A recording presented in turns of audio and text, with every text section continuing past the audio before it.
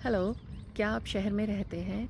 आपकी ज़िंदगी बिल्कुल सेट है, अच्छी फैमिली है, महीने के लगे बंधे पैसे आते हैं, बच्चे बढ़िया स्कूलों में पढ़ रहे हैं, सब कुछ मज़ेदार चल रहा है। लेकिन फिर भी दिमाग में एक चुल है कि ऑर्गेनिक फार्मिंग ट्राई करना है, बट आप वो स्टेप नहीं ले पा रहे बिकॉज़ आपका खेती-बाड़ी से कोई लेना-देना नहीं है वैसे। हाय, मैं हूँ पारुल अग्रवाल और मैं भूमिजा फार्म्स चला रही हूँ पिछले 3 साल से, और ये एक ऑर्गेनिक फार्म है। तो आइए आज मैं आंसर करती हूँ ऑर्गेनिक फार्मिंग में आने से पहले के टॉप 3 क्वेश्चंस, वो 3 सवाल जिनके जवाब जानने पर आपकी हिम्मत बनेगी ऑर्गेनिक फार्मिंग ट्राई करने के लिए। तो पहला सवाल है, ऑर्गेनिक फार्मिंग के लिए ज़मीन खरीदें या रेंट पर लें या लीज़ करें? ज़मीन इज़ वेरी कॉस्टली, और अगर आप शहर के पास रहते हैं तो ऑब्वियसली मतलब शहर के पास की ज़मीन बहुत महंगी भी होती है। Even if you have deep pockets तो भी ज़मीन खरीदना मतलब कि बहुत बड़ा इन्वेस्टमेंट चाहिए आपको। और अगर आप ऑर्गेनिक फार्मिंग सिर्फ ट्राई करने के लिए कोई भी एक्सपीरियंस नहीं है, फैमिली में कोई नहीं जानता खेती बाड़ी क्या होती है, कैसे करते हैं, first I would highly recommend कि उसको ट्राई करें 1-2 साल, या तो किसी के पास काम करें या फिर रेंट पे लेकर के, अदरवाइज़ लीज़ पे लेकर के आप ट्राई करें। शुरू में मुझे भी लगता था कि मैं कहाँ क्यों मैं रेंट पे लूँ या लीज़ पे लूँ, क्योंकि मिट्टी पे इतना काम करूँगी मैं, इतना उसमें खाद पानी सब कुछ डालूँगी, और कल को लैंड ओनर बोले कि जी आप जाइए, तो फिर मैं क्या करूँगी। लेकिन मैंने रेंट पर लेकर के ये शुरू किया, and 3 years down the line I am so happy कि मैंने रेंट पर लेकर के शुरू किया। बिकॉज़ आपको रेंट पर लैंड लेने के लिए क्या चाहिए, बेसिकली एक अच्छे ओनर चाहिए हैं, अच्छे लैंड ओनर जो आपको शांति से अपना काम करने देंगे। तो कहीं ना कहीं किसी न किसी की जान पहचान से आपको इस टाइप के लोग मिल ही जाएंगे। तो बिल्कुल रेंट पे या लीज़ पे, जैसा भी आपका अरेंजमेंट बने, उस पे लेकर के आप अपना शुरू करें, एंड थोड़ा एक्सपीरियंस गेन करें। बहुत ज़्यादा टाइम इस उसमें ज़ाया ना करें कि लैंड ख़रीदना है कि रेंट पे लेना है या लीज़ पे लेना है, जैसा आपका अरेंजमेंट हो। इनफैक्ट आई वुड एडवाइज़ के even if you are able to afford buying a land, तो भी आप इनिशियली रेंटल उस पे या लीज़ पे ट्राई करें, because that is a small investment. पहले स्मॉल इन्वेस्टमेंट से शुरू करें। अगर उसमें आपको नहीं ठीक जमा तो एटलीस्ट आपका थोड़ा ही इन्वेस्टमेंट पैसे जाएंगे उसमें, फिर बहुत ज़्यादा आपको दिक्कत नहीं आएगी, बहुत बड़ा लॉस नहीं लगेगा। सो दूसरा सवाल है कि जो आपकी नौकरी है या बिज़नेस है, जो भी आपका काम धंधा है, उसके साथ ही आप ये खेती बाड़ी ट्राई करें, या उसको बंद करके, उसको रैप अप करके, या टेम्परेरी स्टॉप दे करके और फिर करें। और मैं दोनों ही कर चुकी हूँ। शुरू में मैंने अपनी नौकरी के साथ साथ ये खेती बाड़ी शुरू करी। इनफैक्ट शुरू के 2 साल मैंने नौकरी के साथ किया, और लास्ट ईयर फिर मैंने अपनी नौकरी छोड़ी।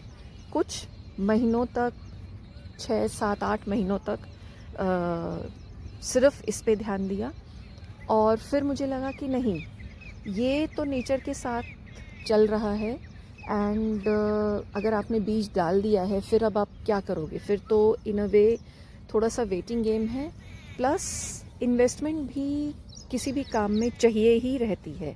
हर महीने कुछ ना कुछ आपको इसमें इन्वेस्ट करते ही रहना पड़ेगा। माय रिकमेंडेशन अगेन इज़ कि अपना काम ना छोड़ें, उसके साथ साथ करते रहें। अपने प्राइमरी काम को बिल्कुल छोड़ने के बदले थोड़ा सा बैक सीट पर डाल दें, अपने काम को एडजस्ट करें, इसको मैच्योर होने का टाइम दें। और क्योंकि आप पहली दफ़ा इसमें आएंगे जिसमें कि आपको पहले खेती बाड़ी का कोई एक्सपीरियंस नहीं है, तो थोड़ा सा चीज़ें कैसे काम करती हैं, कैसे चलती हैं, मार्केट क्या है, सब चीज़ों को ध्यान में रखते हुए थोड़ा सा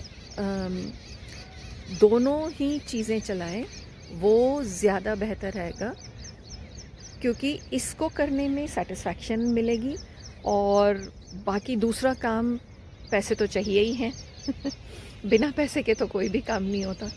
सो दो नाव में कुछ टाइम के लिए सवार रहें, वो बहुत अच्छा रहेगा। और अब तीसरा सवाल है कि फार्मिंग शुरू करते समय हम क्या क्या इनपुट्स डालें उसमें। सॉइल तो आपको खेत में मिल ही जाएगी, बीज खरीदने ही खरीदने हैं। इसके अलावा अब और क्या करें, मार्केट में भरे हुए हैं bio pesticides, bio fertilizers, fungicides, micro organism based products.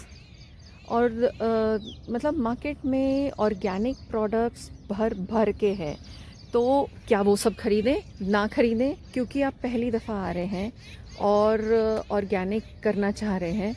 So I would suggest वो काम करें जो हमारे बड़े बुज़ुर्ग शुरू से करते आए हैं और पहले से ये सब चलता आया है, जो कि सिंपल गोबर खाद, गौमूत्र, जीवामृत बनाएं, बीजामृत बनाएं और नॉर्मल पानी चलाएं।